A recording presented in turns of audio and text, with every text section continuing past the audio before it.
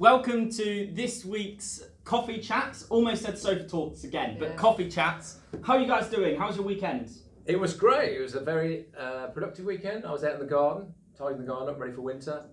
Not very exciting, but had to be done. We went on a couple of nice walks, didn't we? Yeah, just to the beach, to the front, nothing varying off that. No secret place. In fact, have you given your jumper away to the winner of last week's competition? We had so many people say it was definitely Fordwich. Yeah. So I don't know who was first. So I'm gonna have to keep the jumper, sadly. I know. What a disaster.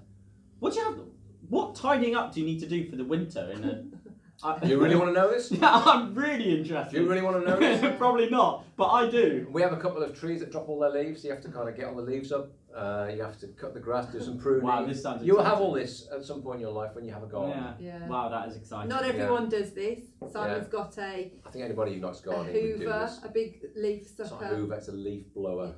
Blows it away Sucks into it up. someone else's garden. No, it does do that, but it also sucks up and collects in a big bag. Like Available at all good retail stores. You can get these. In fact, I've got a picture, Jake. You might be able to insert it. And the reason I've got a picture is because I was on the phone to our son, Jonah, while he was doing it. And Jonah was going, "What? Dad's blowing leaves all around the garden." And I was like, "No, he's sucking them up." So I was out the window saying, "Let me take a picture of you." And I sent it to Jonah. So I think you should insert it if you can. So people can see it. Looks a bit like Ghostbusters. Yeah, exactly. That's what I was trying to tell him. He loves it. It's like having a big... Anyway, that was the weekend. Wow, see, that is exciting. I mean, Who would have thought that doing a bit of gardening was so exciting? Exactly. Yeah, exactly. Sounds good.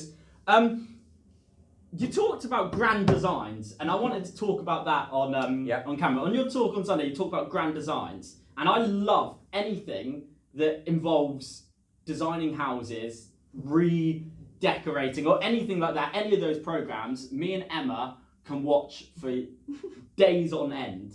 What is your favourite grand designs type program? Well, mine is DIY SOS, because I love Nick Knowles and I love all the team and they're all lovely. But yeah, I just love what they do to people's houses because it's usually a really good cause why they're doing it, not just because they just want to make the house better. So last week we actually watched one and it was about a family who'd had a couple of deaths and the house triggered really horrible memories for them. So they totally redesigned it and the view from the kitchen and the garden was completely different. So it brought healing to them and they were able to move on and it was just, we were both crying. It was so moving. So it usually makes us cry, DIY SOS, even Simon. Even me, yeah. And the thing about grand designs is I love the drama of these huge projects. Are they going to come to fruition? Are they going to happen? Because some of them do. Some of them don't, like the one I talked about on Sunday. And in fact, I know that a couple of people were traumatised by the fact I didn't have a happy ending. I'm sorry. But yeah, sometimes they're done on a shoestring, sometimes they're done on a huge budget. But I love that sense of transformation and also vision of what could be and bringing something into being that doesn't currently exist. Yeah. I love the before and after photos. Even though you've seen it before, like show me now again, show me how you transformed it. Yeah, my favourite like designs type program is something called Your Home Made Perfect, and it was on BBC. I think it's on iPlayer. But me and Emma have watched every single episode. But what it is I'm so excited. I'll probably speed up and go louder when I'm talking about this because I love it. Okay, so there are two designers that design different. So each person will have a certain amount of budget, and they might want their whole house redesigned, or just one room, or the downstairs, or whatever. And they'll give this budget over to these two designers who will design complete different types. So one's a really like edgy designer, always goes for like benches around the outside of rooms rather than like tables and chairs and stuff like that. And would do something really edgy. And the other designer would do something really nice, but a bit more mainstream. And they'd all, what's those things? Virtual reality. Yeah, virtual so reality. they'd design it and then they'd step into this new house with their virtual reality goggles things on, and they'd walk around the house and see what it would look like with this exact design, and then they'd pick which designer to go with, and they'd go along with that, and then 6 months later or something they come back to their new house and they see what it's like in comparison to the... But what's so interesting about that is that one of them is just so edgy and one of them's so normal, and you see them go, this is super cool, but Do they play it It might safe be too normally, or much. do they go for the They edge? normally play it safe. Okay. There's probably been, there was one, instead of rooms, it was a big house, but instead of rooms, they had sleeping cabins. So like a chest of drawers almost, where you pull out your sleeping cabin. Okay. And there was nothing but a bed in that. The bed would just about fit in the sleeping cabin, and they'd sleep in there. They went for that one, which was crazy. Did they like it?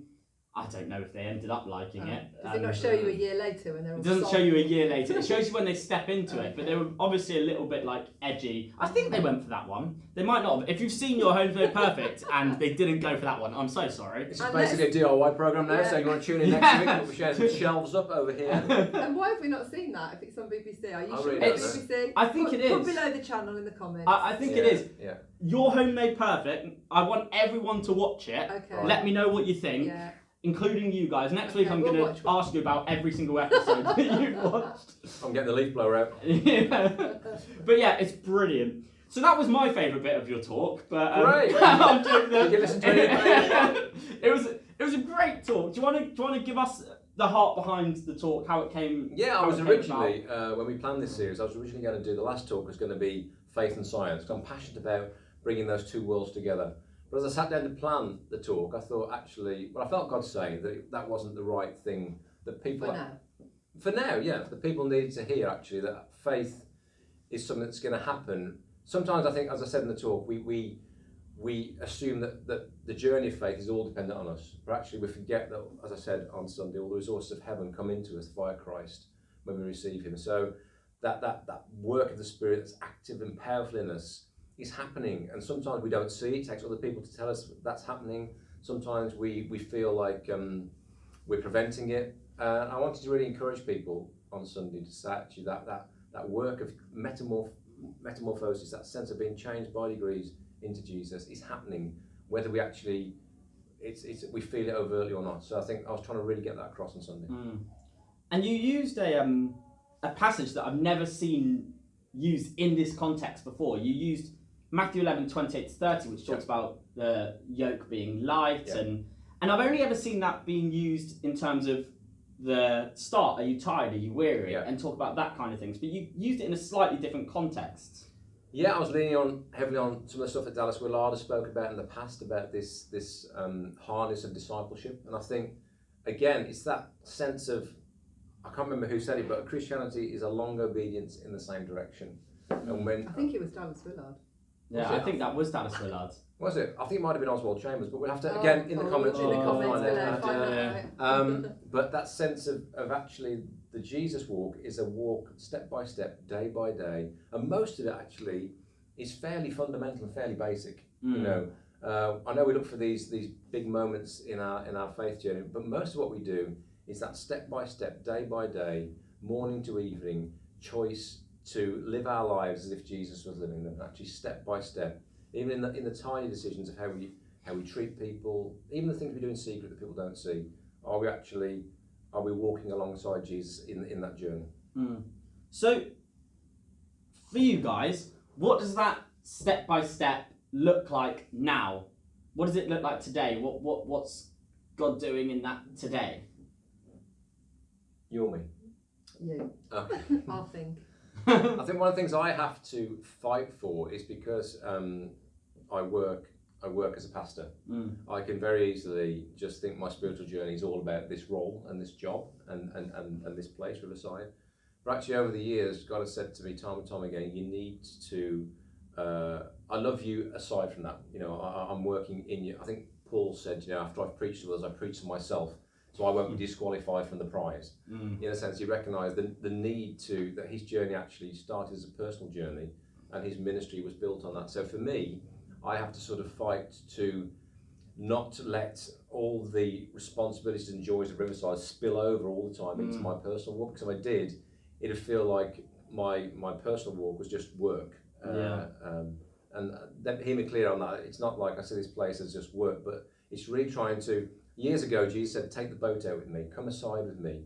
And he reminded me of when it was too busy for him to preach on the shore. I think it was Simon Peter who he jumped in the boat and they put the boat out onto the lake, and Jesus had some space to actually minister to people, but also come away. And I think for me, it's fighting for those little times to come away, even moments in the day here or moments at home, to come away with Jesus and actually just enjoy him for who he is, and allow him to enjoy me for who I am, not for what I can do in this role at Riverside. It's really interesting because when I was, I mentioned this before, but when I was at Bible college, for some of the time, I felt reading the Bible came really dry to me for a couple of months, because in my head, this was my degree. To read the Bible was my degree, and studying it, and I couldn't read it without studying it in a really deep level, and I couldn't just listen to what's God saying to me now, what's God doing through this text, what's the Holy Spirit speaking to me about what I'm reading. It was really an intellectual way of looking at it, rather than a relational way of looking at it. And it's really interesting that when you say that about having to be, quite purposeful about spending time with God and not letting the fact that it's work as such get in the way of your relationship with God, which is really interesting. And I guess that is a journey that happened kind of through time. Well, God just reminds me about it all the time. Yeah. He says to me, take the boat out of me. That's a phrase that often he uses to remind me. And I know if I'm getting a bit dry, a bit grouchy, a bit sort of, if my grace is running low for things, I know that's the thing I need to do. Yeah. In fact, you took some time last week, didn't you? Yeah, I think the older you get, it might not be old, just the length of time you've been walking with Jesus. So I've been following Jesus most of my life that I can remember, and I just think you do realise that it is that long obedience. You have to keep doing the same thing over and over. You just keep on forgiving, or you keep on choosing grace when you don't want to, or you just keep choosing the right thing. But it's day in, day out, and especially this year when it has been very strange and we've all had added pressures, I think the need to come away with God has really been present. So last week I realised that I was quite depleted on different levels. This place has still been running all the way through, this place as in Riverside, so sometimes the grind of it stops you from stepping away. So I took some time last week to come away with God. I've recently discovered a great meditation app, a Christian meditation app, and that's really helping me stop. Even it's just they're 10 minutes long, but it stops and there's like a voiceover and it's scripture and there's music, and it just really helps me recenter to be able to do the walk of long obedience. Because sometimes I just think, it's too hard. But it is never too hard, because as Simon said, all the resources we need are in Christ. It's just we don't often kind of take them. We just they're there, but we're not kind of imbibing them. I was really struck by the fact, I did that study for the sermon, the fact that yoke is, the words used are it's a sweet yoke, it's a yoke of grace. It's not in any way a constraining thing or a heavy thing, and it's that sense of Jesus just yelling at us, I want to replenish you. If you just come to me, I want to replenish you. But often we just walk on by because we for whatever reason we don't want to take that invitation on. But actually, it's such a beautiful thing that he wants to be with us and wants to be in us and upon us. And I think the lie is that the yoke is heavy.